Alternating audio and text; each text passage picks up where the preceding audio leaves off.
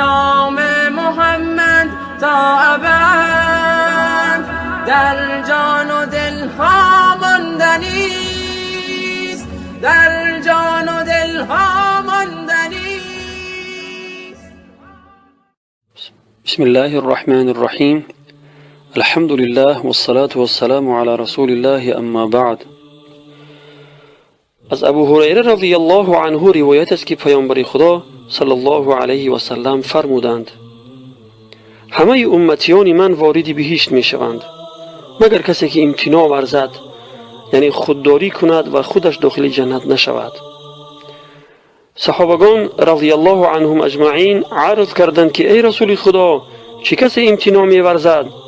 یعنی چه کسی از در آمدن جنت خودداری می کند و خودش داخل جنت نمی شود؟ پیامبر خدا صلی الله علیه و سلم فرمودند: هر کس که از من اطاعت کند وارد بهشت می شود و هر کس از من نافرمانی کند در حقیقت امتناع ورزیده است و از در آمدن جنت خودداری کرده است. روایت بخاری. برادر و خواهر عزیز، آیا می خواهید داخل بهشت شوید؟ البته هر فرد مسلمان می خواهد که داخل بهشت شود، ولی فراموش نکنید که برای داخل شدن به بهشت باید اطاعت پیامبر صلی الله علیه و سلم را کرد.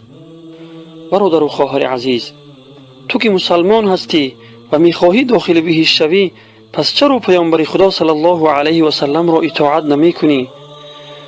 آیا بینمازی و بی‌حجابی، دشنام و حقارت‌های فحش گفتن، آبروی دیگران را ریختن، رسم و نوارهای فحش و بی‌حیایی پهن کردن، با لباسهای تنگ و نیم برهنه خود را به نمایش گذاشتن و مردها را بیقرار کردن، اطاعت نکردن از پیامبر خدا صلی الله علیه و سلم نیست؟